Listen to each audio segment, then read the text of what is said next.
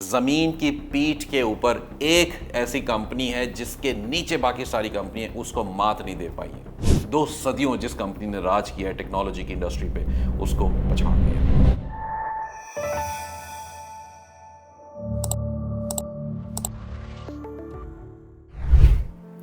आज मैं बहुत जबरदस्त टॉपिक के ऊपर बात करने जा रहा हूं। शर्त यह है कि आपको यह वीडियो एंड तक देखनी पड़ेगी ताकि आपको क्लियर मैसेज समझ में आ जाए।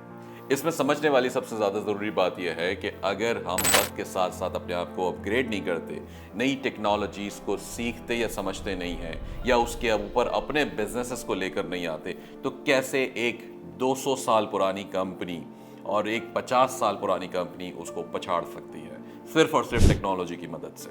इस वीडियो के अंदर हम डिस्कस करेंगे 2 ऐसी दिग्गज बड़ी जाइंट कंपनीज जिन्होंने मुकाबला किया और एक 50 साल पुरानी कंपनी जिसने आगे इस कंपनी को 2 सदियों जिस कंपनी ने राज किया है टेक्नोलॉजी की इंडस्ट्री पे, उसको पछाड़ दिया।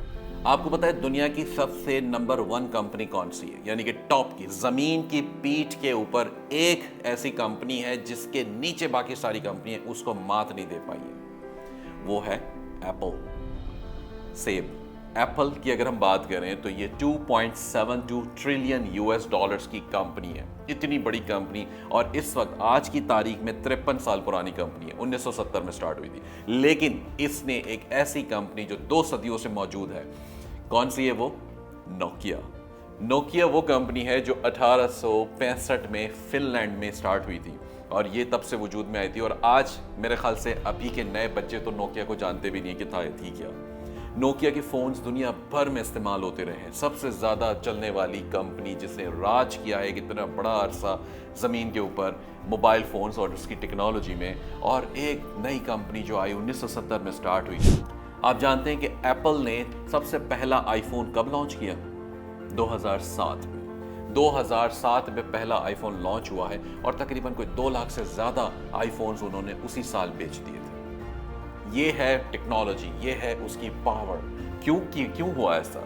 इसकी सबसे बड़ी वजह ये थी कि स्मार्टफोन्स ने जिस तरह जगह बनाई है इंडस्ट्री के अंदर अपनी, और स्मार्टफोन के जो फीचर्स हैं जिससे ज़िंदगी इंसान की आसान हो जाती है, वो सबसे इंपॉर्टेंट फैक्टर था। एप्पल अपने आईफोन में ऐसे फीचर्स लेकर आया जिससे वाकई में इंसान की ज़िंदगी बहुत आसान कर दी।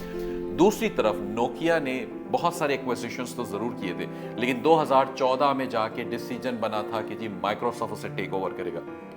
उससे पहले तक नोकिया के पास स्मार्टफोन की टेक्नोलॉजी नहीं थी। शायद सोच रहे हो, एक्सपेरिमेंट्स कर रहे हो, वल्लाह आलम को जानता हो तो, लेकिन टेक्नोलॉजी वो यानी कि स्मार्टफोन्स लॉन्च ही नहीं हो पाए।